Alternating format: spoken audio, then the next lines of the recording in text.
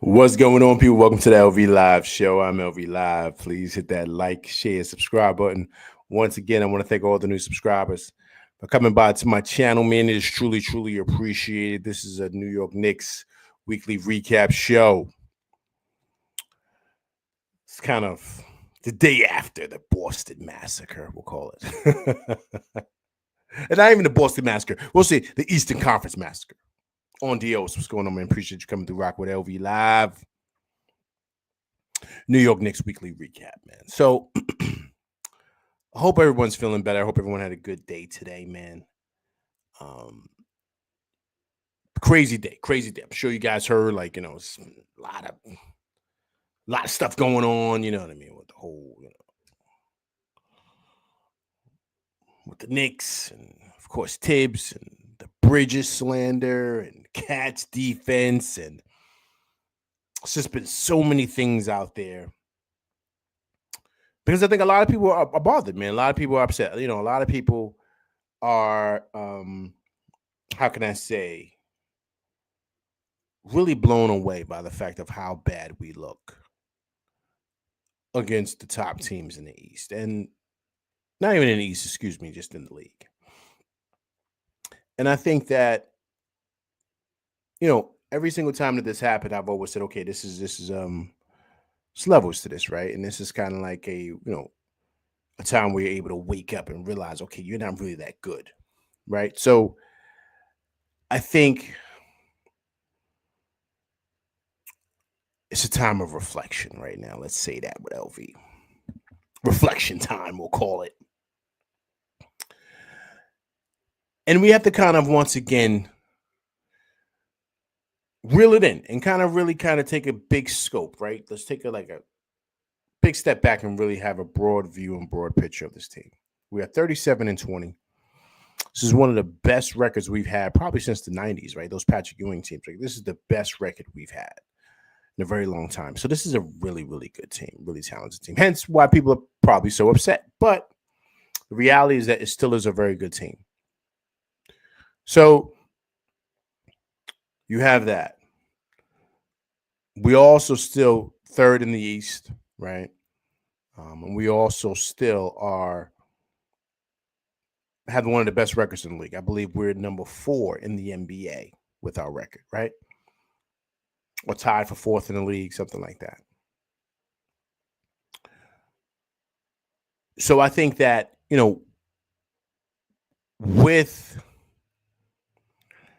with everything that's transpired, everything that's happened, right? We kind of lose that vision in the sense of how good we really are, right? So you figure, if you do the math, right, we are 37-13 against the rest of the league. 37-13, right? Which is 0-7 against the top dogs. But all in all, guys, we are 37-13 against the rest of the league. I mean, that's amazing. I mean, that's really, really, really, really great record. And so I think that with the additions that they've made, by getting Towns, by getting Bridges, of course, giving OG that big deal, right? It's been some positives with that, right? Look at the record that we have. Now, of course, it doesn't mean anything if you're getting smoked by the top dogs. Where's BKLA, man? What's going on, man? Hope all is well with you, sir. Appreciate you coming through rocking with me during this New York Knicks weekly recap. Hope all is well with you out there on the West Coast, sir. So when you reflect on everything and you look at this team and how it's constructed with the additions, you take away the 0-7 against the top dogs, 37-13 against the other teams. We're still ranked, I believe we're ranked 3rd offensively, but we're at the lower half of the league defensively, right? I think now we're 21st. Before we were like 18, 17, 16, 15. We've dropped, right? So that's a problem. So we're on two sides of the spectrums, right? We're great in offense and terrible in defense. So, those are the positives, right, that we have to really take away from everything. BQ from BK, man, what's going on, man? Appreciate you coming through Rock with LV Live during this New York Knicks weekly recap. Hope all is well with you, sir. So when you break that down like that, you have to be optimistic about this team. Hey guys, I said it before.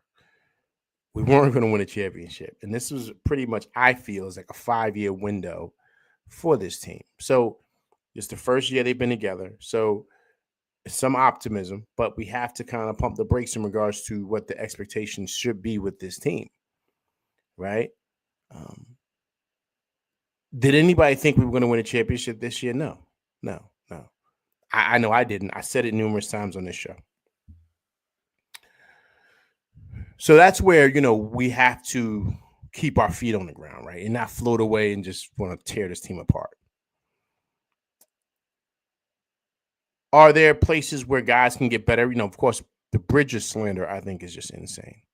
The reason why I say that is because he's had a roller coaster season. We understand that, but it takes time for guys to get adjusted, and it happens, man. But we could pick apart his game. We could pick apart OG Anunoby's game. He's making $200-something million, 212 to be exact. And look at the numbers he's putting up. That's a lot of change for a guy that's just not really coming to the table doing certain things, right? So that plays a part too. Then there's things with Cat, right? As great as his season as he's had, defense hasn't been the best, right? We can say some things about Josh Hart. We can say some things about Brunson. People calling him a ball hog earlier in the season. Rondo, what's going on, man? Appreciate you coming through rocking with LV Live, man. Doing this New York Knicks weekly recap show, so I truly appreciate it, sir. People calling Brunson a ball hog. Then, people getting on Deuce, just not playing well at times, right? So I'm just saying, so you could pick apart everybody, even Mitch, right? People saying he's injury prone, right? We don't know if we could trust him, right? These are things, listen, everybody has had something to say about this team and individual players. And so with that being said, look at our record, guys. We are still 37-20, man. 37-20. Third best team in the East, fourth best team in the whole NBA with this record. So the top dogs we're not close to, and that's okay, because we kind of knew that this was going to, a possibility that this would happen. Not this way, but that we wouldn't probably be close to those guys yet because those teams are already assembled and have been together for a couple of years. So it makes sense that they should be better than us right now. Coach, what's going on, man? Appreciate you coming through rocking with LV Live during this New York Knicks weekly recap show. Appreciate you, sir, for coming through and rocking with me, man. Right? So that's something that we have to realize and we have to come to terms with, that we were not going to be as good as those top teams. We weren't. We definitely knew we weren't on Boston's level. We knew that. But you got to understand that this is not last year's team. This isn't. It's a totally different team. The construction of this team is totally different. Of course, you still got Brunson, the head of the snake, and you still got Josh Hart, the heart and soul of the Knicks. But you added in a whole bunch of finesse players. You lost some grit, right? With iHeart leaving, Dante leaving, and even Randall leaving also. You lost some grit. You lost that edge. Right? You lost those guys that were ready to have backyard brawls with. You know what I mean? You knew they would have your back if you got into a bar brawl or an alley fight, right? You knew those guys were going to be there for you, right? These guys are different, man. These guys are the finesse dudes. Disc Rover, what's going on, man? Appreciate you coming through rocking with LV Live on this New York Knicks weekly recap show. So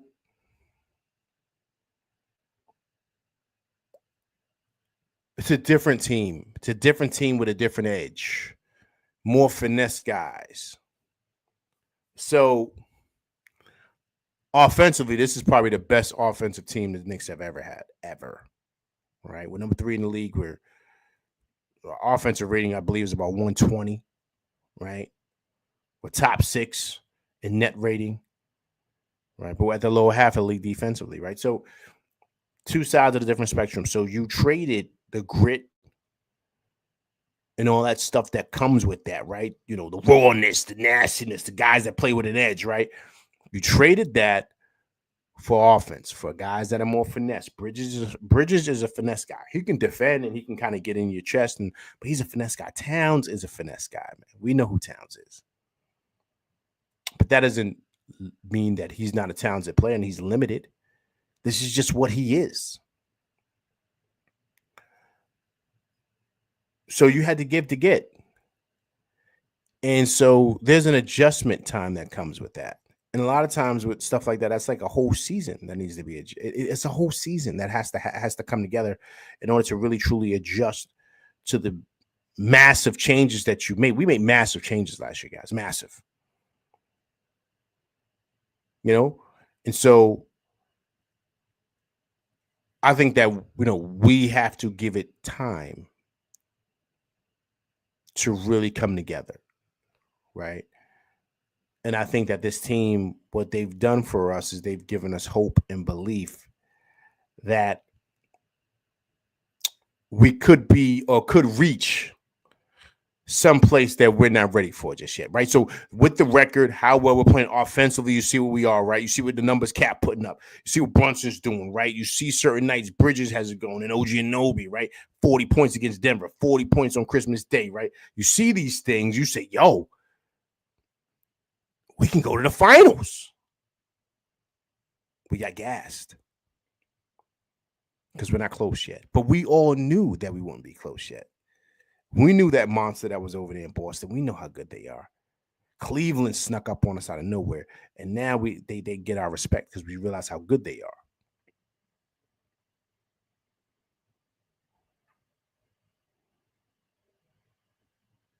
But that doesn't mean that as fans and as people who watch the game and really break it down, we can't sit here and identify where there's limitations at, like real limitations. Like we can really identify, like, okay, there's some things that need to be fixed, the defensive, like, just lapses, the X's and O's, all those things, that has to be fixed big time. And also, too, I found out today, guys, I don't know if you guys knew, excuse me, Tibbs is the oldest coach in the league, man. He's the oldest coach in the league. I didn't know that. But it makes sense. So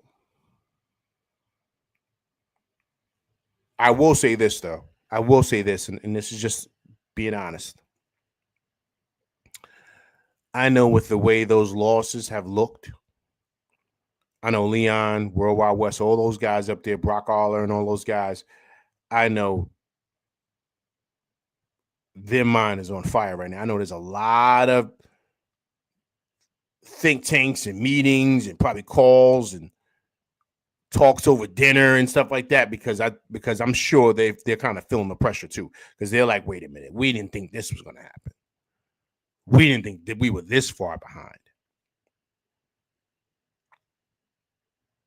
And I think that for everybody who's watching this game, you realize when you identify the Knicks aren't that far off. They're not. They're behind these teams, but not to the point where you get blown out by 40. Like that they're not that far off. And I think for the fans and the people out there who create content like myself and people who really, really are watching this team closely, to the beat writers, I think they can identify it too. Like, wait a minute, man. Wait. There's got to be something going on here, because there's no way with this team, how good they are offensively. We know they have limitations defensively, but for them to be getting blown out the way they're getting blown out, there's some serious issues here. And it's very alarming. I'm sure alarms are going off in all our heads and brains, and we're like, wait a minute, whoa.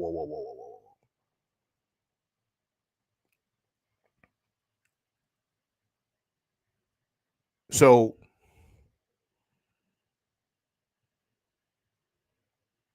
that's something to pay attention to. And I think that, That's what's happened with this team. As good as we've looked and as good as we've played, there are still things to grow on, and we understand that. But I think for a lot of people, including myself, what we saw these last couple of games and the last 4 games, honestly, against the top dogs, was mind-boggling. Like, it was really, really bad. And so I think that's where you're hearing the vitriol and people just saying this and saying stuff about Bridges, saying stuff about Tibbs and Towns and his defensive, rating and all this stuff. So I'm gonna put something up too in a minute. But yeah, just all these different things. Because to most people who watch hoops and who know this game, the Knicks shouldn't be that far off. They shouldn't be to the point to where they're getting smoked. They blew the Grizzlies' doors off. They beat the Grizzlies by almost 40 in the Garden. I think the score was 143 to 106, something crazy. They blew their doors off.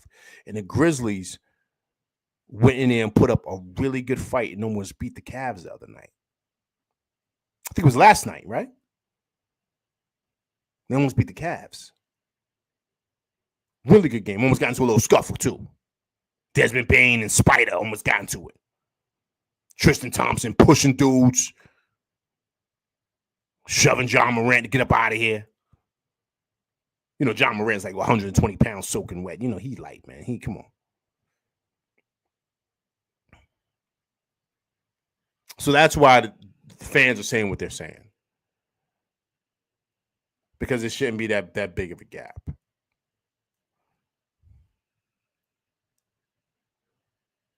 So it's concerning.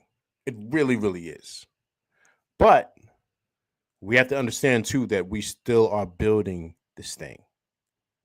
We're still building this thing brick by brick. And I think that we're very close. I think we are. I think we need to make a minor couple of tweaks here and there. And a lot of times, too, it's just X's and O's things. Like X's and O's, like just certain things you should do differently.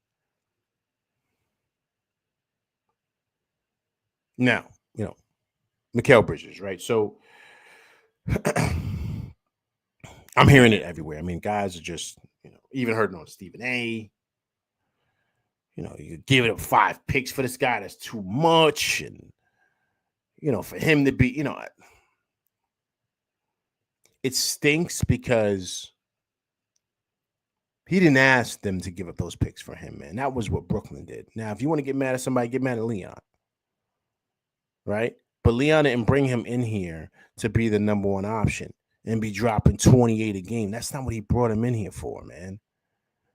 So yes, his effort should be this, his effort. But once again, when you're a player coming into a new system in a new situation and the ball's not in your hand, you got to figure out ways to get yourself active and kind of just seem like you're in the mix, right? You have to see that and have to figure that out.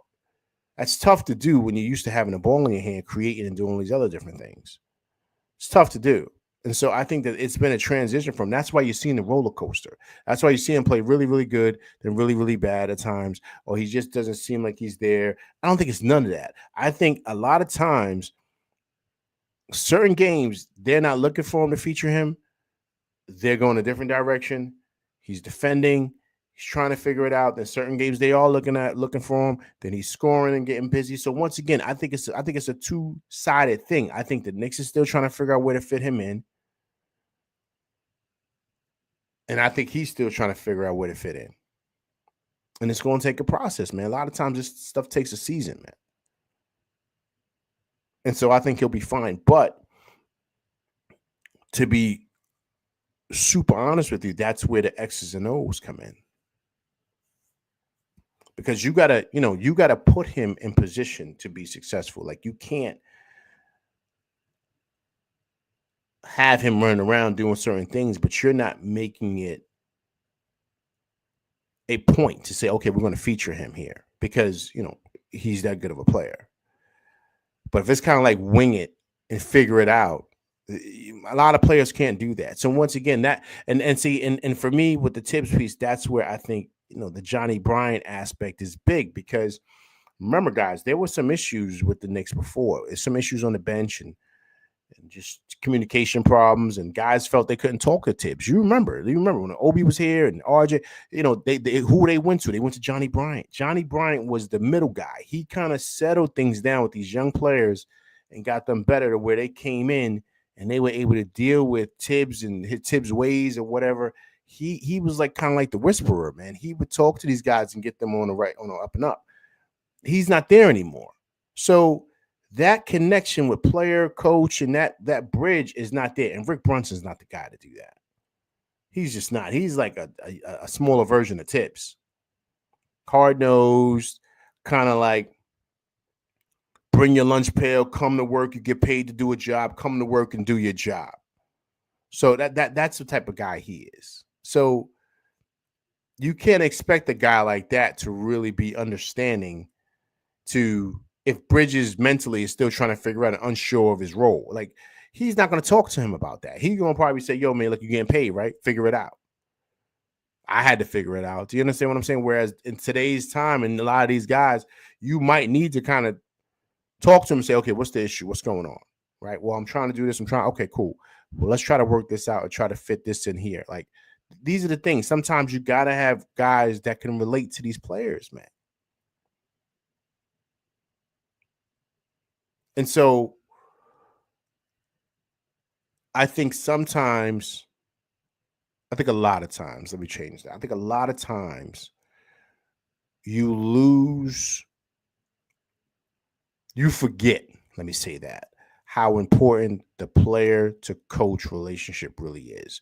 You think that this is just a business, they just get paid and they go out and play. But that chemistry and all that stuff matters.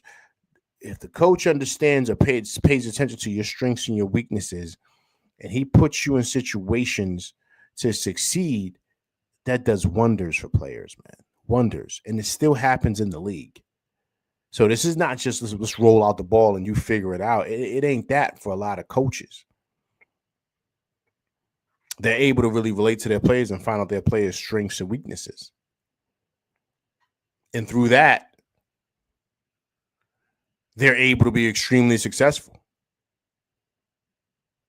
And I think with Bridges, that's kind of like what's happening here. I think that's what the biggest issue that he's having. I think he, my opinion, of course, I think that he's just trying to find where he fits. I think sometimes he has a good understanding of what he does, and then sometimes he doesn't. And I think that I don't know if Tibbs is the guy to really talk. Once again, Johnny Bryant's not there. So you don't really have a guy there that maybe, Bridges can talk to try to figure out where he fits in. What should he do on this play?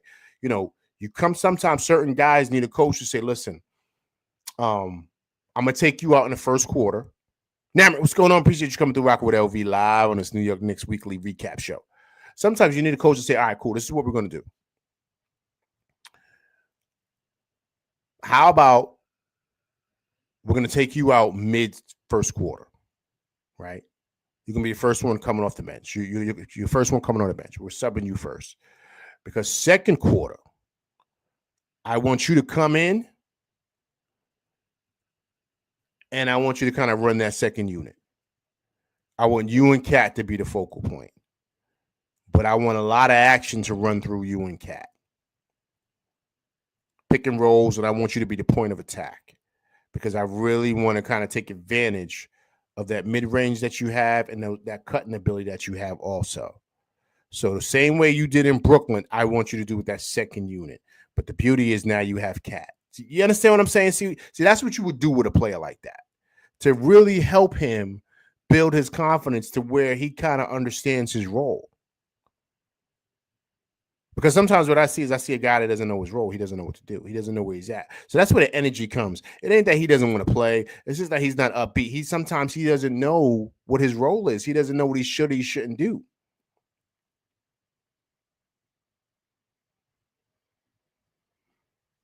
And I think that's what's going on with him.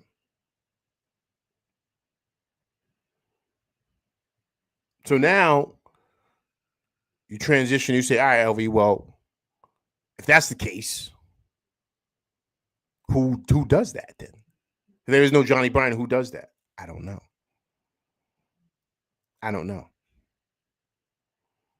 because I think that's what we're missing. That's what we're missing.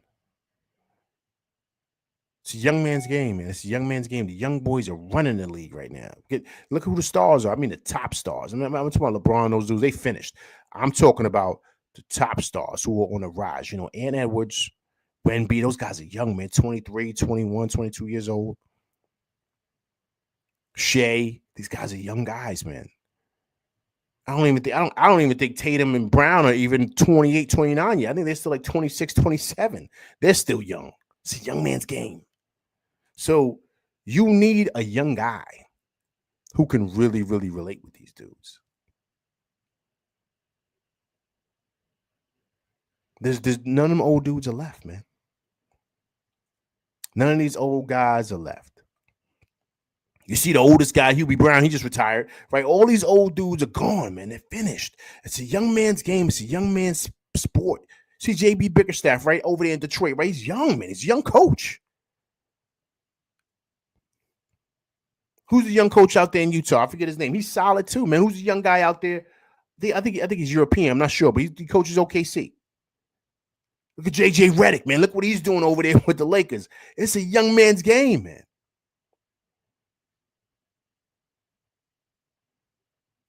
So these are the things we got to pay attention to, the trends that are happening.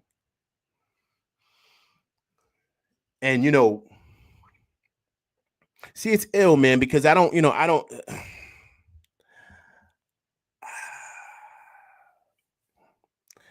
Tibbs is not a bad coach, man. I want to say that because yesterday I was blacking out, right?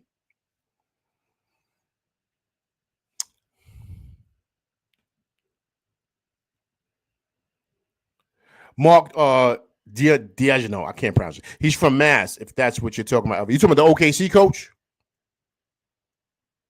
OKC coach, right?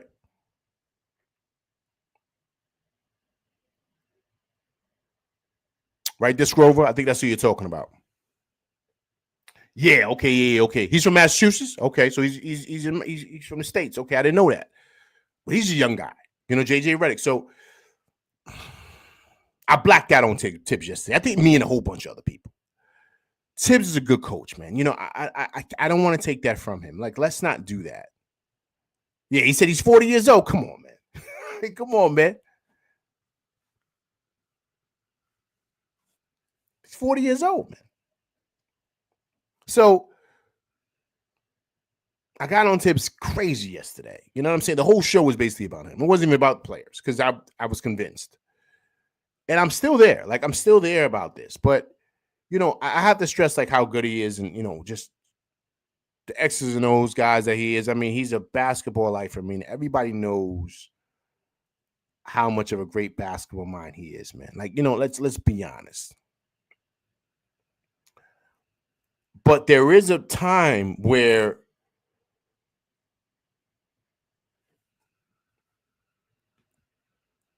Joe Mazzulla, yes, he's Mazzulla, 36, man. He could still play in the league. How about that?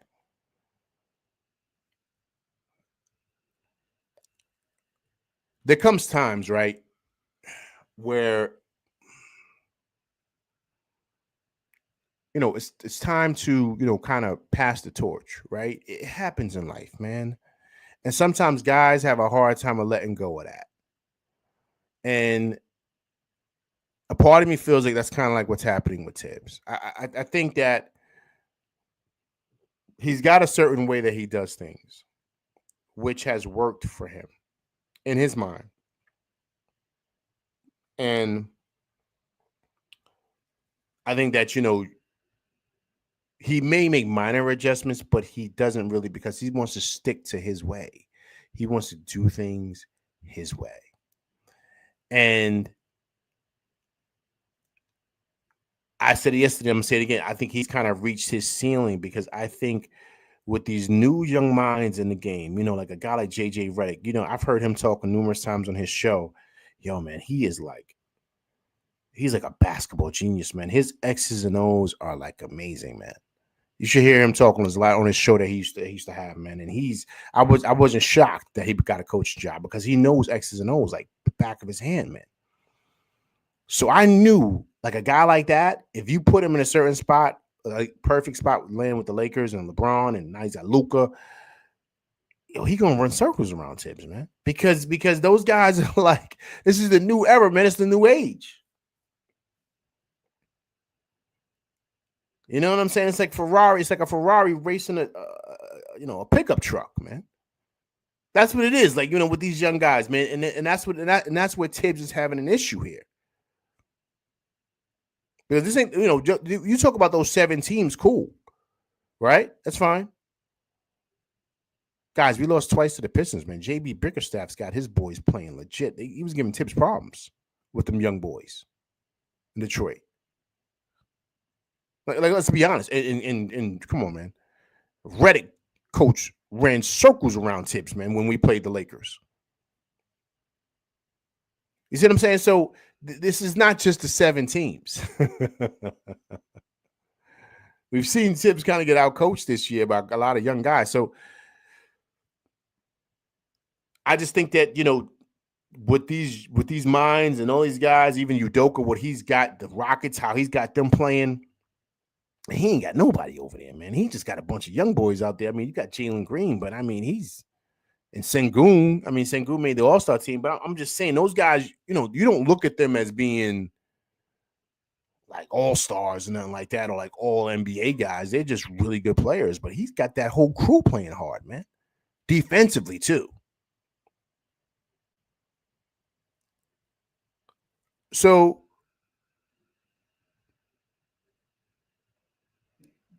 I think there's that old saying, right? Out with the old, in with the new, right? And there's a reason why they say that. Because sometimes you have to turn that corner if you want to get to the next level, because you're kind of being held back. You know what I'm saying? And so I don't want to say it, but I mean, you guys know what I'm getting at. Do I think they should bring it back next year? I don't think so. Like, at this point, I don't think so. Because I think that no matter who they bring in, I think it's going to be the same results. I think we're going to be like a second round. I don't think we're going to change it, because he's not going to change. And I throw this out there to everybody really quick, right? I just want to ask a question, right? Because I thought about this. I thought about it last night because I mentioned something yesterday, and I wanted to touch on this, but I want to ask you guys, if you put Cornet on the Knicks and Peyton Pritchard on the Knicks, would they play under Tibbs? Would they play? Would Peyton Pritchard play? If you put Deuce over there with the Celtics and Precious over there with the Celtics, how well would they play?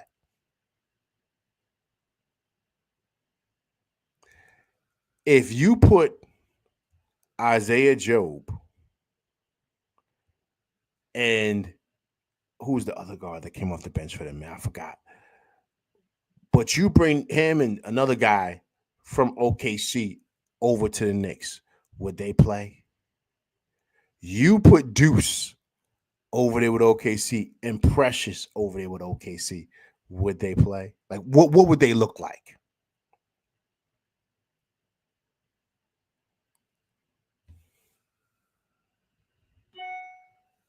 Yeah, he did. He played. He was on the bench for the team that stunk. But you know what I'm saying? This Rover. So I'm just being honest here, guys. I'm being like, you got it. I'm sure you see where I'm going with it. I'm sure you see where I'm going. Jabari Parker, right? He's out there playing with Houston, right? Young player. He's active. He plays really, really well. He comes off the bench for them and gives them really solid minutes. Would he play over here with us? If you sent Precious over there with the Rockets, would he play? Would Deuce play over there with the Rockets? How good would Deuce be over there with the Rockets? Right. So I'm just being honest. Like, we got to be honest here. You switch players and switch things around. What would things look like, man?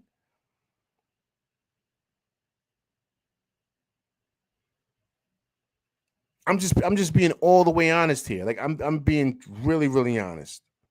Who's the kid? Who's the kid from I have his name. Who was killing us off the bench from Cleveland? He's from New York. Who was the kid? Remember they said he was friends with Matt Ryan, who played for the same high school team. What's the kid's name? I forget his name. Please tell me what his name is, please. He was coming off the bench. He was killing us. They drafted him in the first round, went to Virginia. Anybody know his name? Please put it in the chat.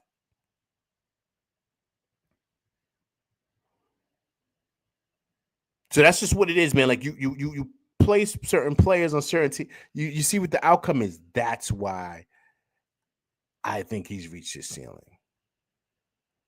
Because I don't think he's going to change.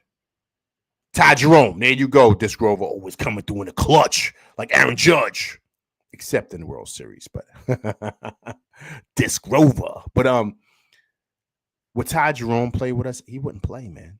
He would not play. He wouldn't play. He would not play, man. He would treat him like how he treats Landry Shamet. That's what happened. Shamet came out and hit 2 threes. He didn't play in the whole second half. He would treat that young kid like how he treats Landry Shamet, man. He would not play that kid, man. He wouldn't.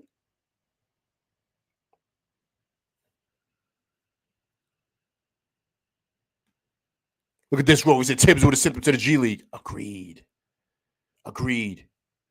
We saw how well Hawk Porter was playing for us this year, and especially with no backup center, we had no Mitch. Why wasn't he playing more, man? You sent Hawk Porter over there to the Rockets. Would he play? You sent him. You sent Hawk Porter over there to Boston. Would he play? You send him to Cleveland. Would he play? They don't really have a backup big. They got a backup big down there with Ryan and Mobley. You could put him at the 5, put Mobley at the 4, Akporde. You think he would play on Cleveland? Of course he would. He'd be getting busy. Tibbs didn't play him, man. He only played him out of necessity. So, you know, it's just a reality. Like, you know, you have to be honest about certain things.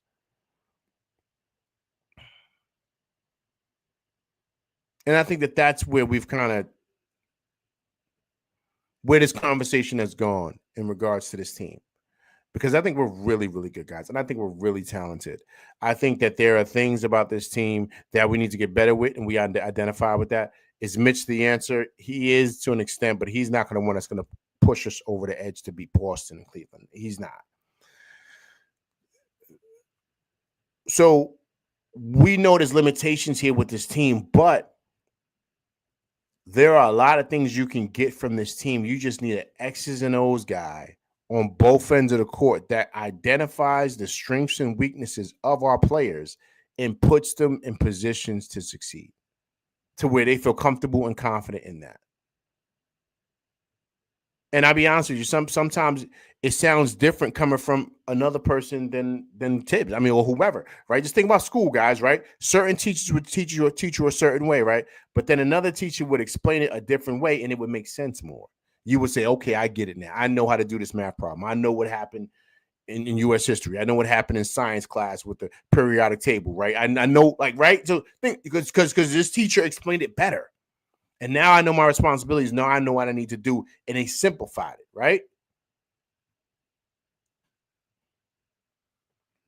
But they tried different things to figure out exactly what works and what fits with you. Because, yo, this is the groceries they were given. This is what they were given to work with. So they can't sit there and complain because they were like, oh, I wasn't given exactly what I wanted. Yo, my man, you're getting $10 million, 10s, 20 and $30 million to coach a team.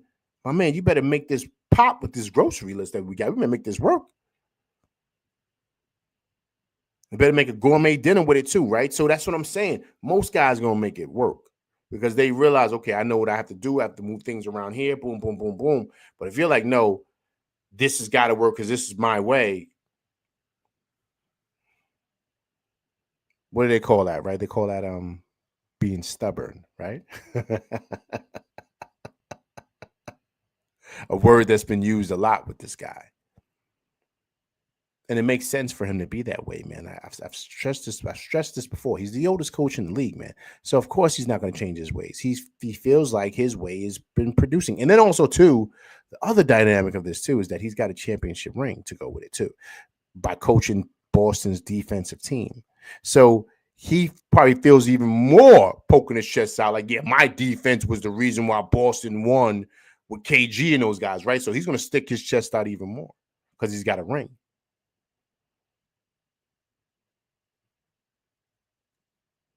Right. So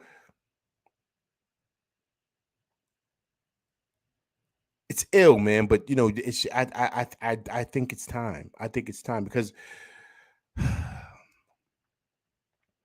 yeah, we can hope, right? We can hope and dream. Okay. They traded Luka, cool.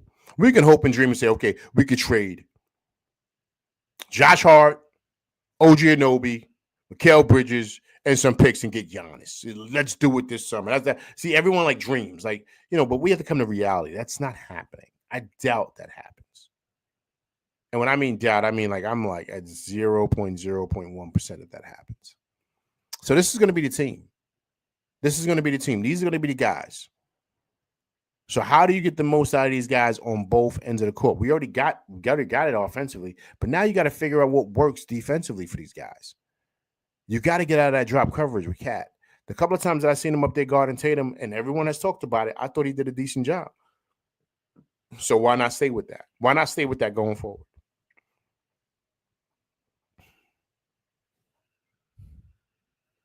So here's a clip that I wanted to show you guys, right? So this is what they're saying about Cat, right? So they're saying Karl Anthony Towns on the court against any of the top 10 offenses in the league. This is the Knicks defensive rating is 127. The worst defensive rating in the league is 118. So basically they're saying that we're way below average when he's out there on the court against the 10 best offenses defensively. That's how bad Cat is. So we know his limitations, like we do. So hence we understand why that's why Minnesota got Gobert, right? So we're hoping that when Mitch comes in, they can move him to the 4. We can kind of look better there, and that can really, help things out. But it's also your job as a coach to find out ways to where he can get better, to where you can strengthen his team. Instead of putting him in drop, let him kind of come up and let him switch and let him cover some of those bigs. Those big wings is what I'm speaking of. Right now in this league, man, it ain't really about rim protection. I mean, I know it is in a sense at the core of basketball, yes, but the way they're shooting threes, all teams, you got to guard that 3, man, because the 3-pointer changes everything, man, in this game. You saw it this weekend when we played Boston. You saw it when we also played the Cavs. And not for nothing, you saw it also too. We played the Bulls. We almost lost that game because we didn't guard the 3 at who was it? Vucevic, right? I think that's what it is. Stepped out and hit 3. Thank the basketball guards for Jalen Brunson. And Mikal Bridges, of course. So what I'm saying is that's the game now today, man. So you got to be able to adjust to that. But this could be fixed, man, to where it doesn't look this bad. But it's going to take an X's and O's guy to come in there, figure out what he has, figure out the strengths and weaknesses of all these players, and make it work. And I'll be honest with you guys, I think that we need a young guy, man. I think we were a totally different team last year, and I think a lot of it wasn't just because of the players. I think because you had a guy like Johnny Bryant on the bench that could relate to a lot of these guys, could talk to RJ, could talk to Randall, of course, keep him calm, right? Can talk to a lot of the other young guys, IQ, and of course, OG Anunoby, and of course, Jalen Brunson, Josh Hart. He could have conversations with these guys in ways that Tibbs probably can't, because he's almost 70 years old. What can he really talk to these guys about? I mean, you could speak basketball, but I mean, this guy could really get in deep with these kids because he understands certain things, because he's not that much older than them. They're probably like the same age.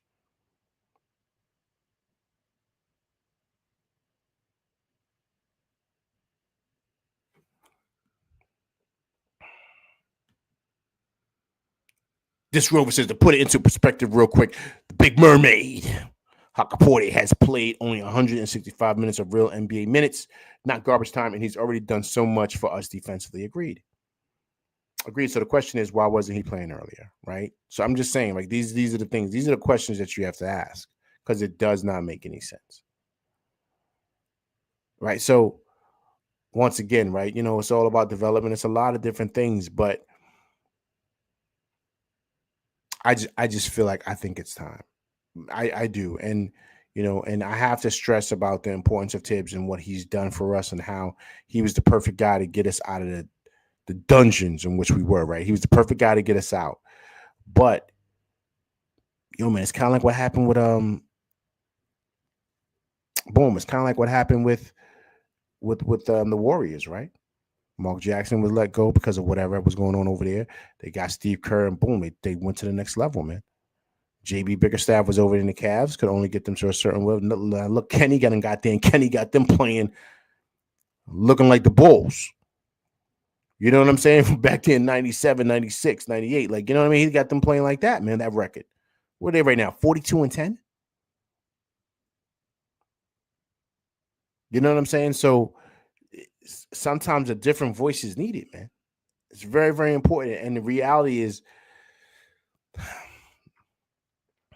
you don't really got time to wait here, man. You really don't have time to wait. And I think that's the biggest issue of this, because a lot of these guys are getting older. Josh Hart's going to be 30. Cat's going to be 30.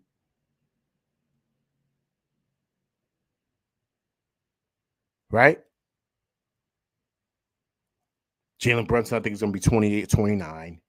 Mikael Bridges is going to be 28, 29. So these guys are in their prime, man. OG Anunoby, I think, is 27.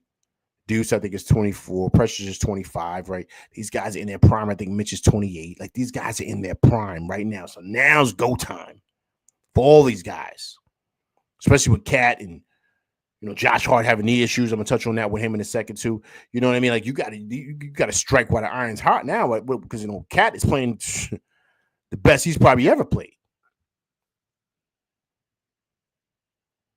So we can't play around with this time that we have, man. And trust me, man, I really truly think that they're having conversations. They gotta be in that front office. They gotta be. There's no way. They see what's happening.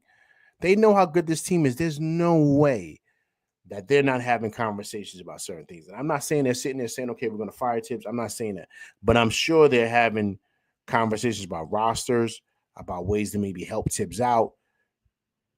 Should we keep Tibbs, or we'll go in a different direction? I'm sure all those conversations are being had. I'm sure they're looking and turning every page to make sure they cover everything to figure out what's going to be the best direction going on this summer, man. Because for me, that's what I'm looking at. Because I know we're going to make it to the playoffs. I know we're going to make some noise.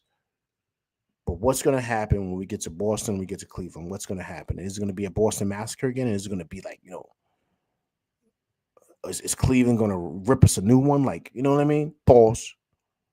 Like, what is it going to look like? So that's the thing.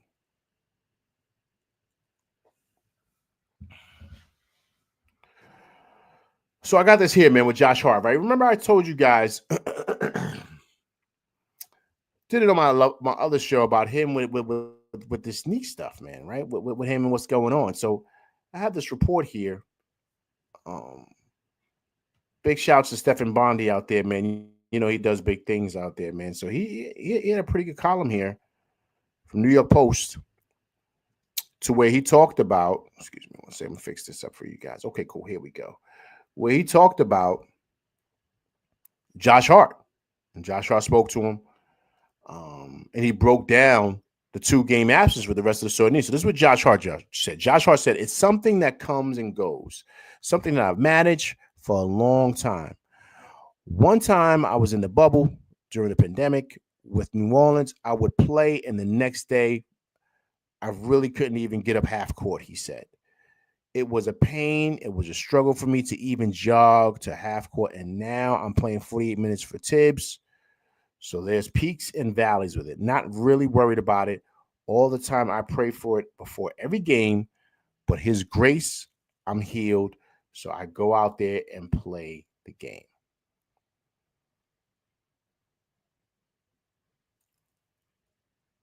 So Josh said, I just felt that there was just a couple more days of rest obviously would benefit my knee, Hart said. So this is something that we came to an agreement on, and now it's back to regular scheduled programming.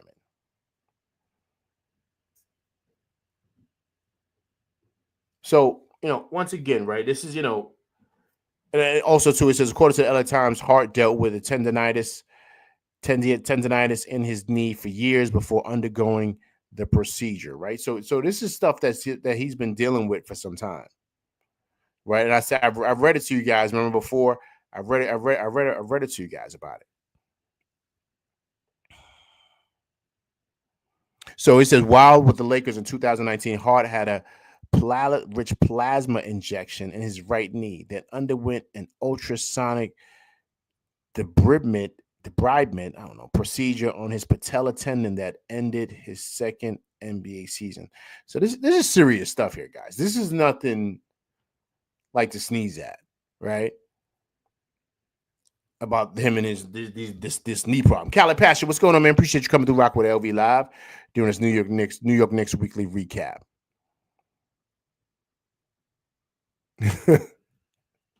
Khaled Pasha said, "Bro, did Josh Hart just say he's now playing 48 minutes of Tom Thibodeau?"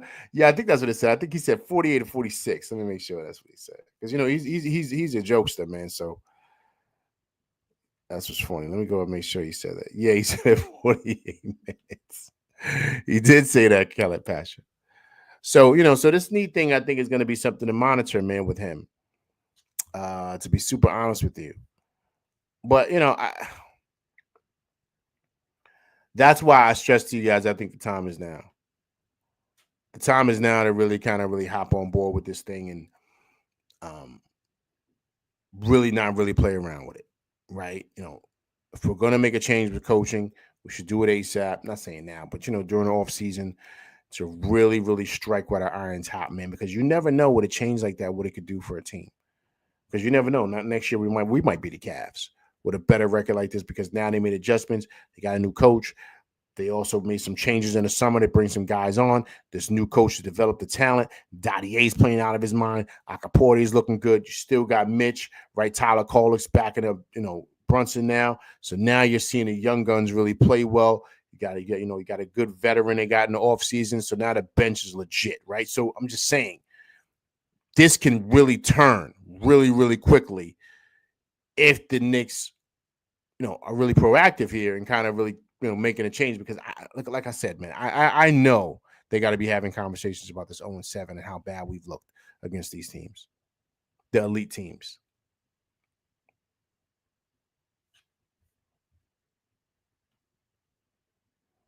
Khaled Pasha said, exactly. We know these guys ain't robots. Everybody wants to play all games, but it's not sustainable. We are humans. Even horses got to rest and get water. Agreed. Agreed. This girl says, I'm like 94% convinced that under Kenny Atkinson, we'd be 50-7. Yo, man. Yeah, Kenny Atkinson's doing a great job over there, man. He's doing this to say, but he also has Johnny Bryant too over there with him, man. And a lot of young coaches too. You know who I saw over there on the bench with the Cavs? You guys may not know him, man. He's he's a legend out here in New York City, man. Point guards. I saw Omar Cook behind the bench. I don't know if anybody here know who Omar Cook is. Omar Cook, I think he played for Christ the King. He played for Christ the King. He was the number one point guard coming out of high school. He went to St. John's. He was nice. He went to the NBA, kind of was a journeyman, but I saw him behind the bench. He's on the bench, kind of sitting in Mo Cheek's seat. He was on the bench with the Cavs.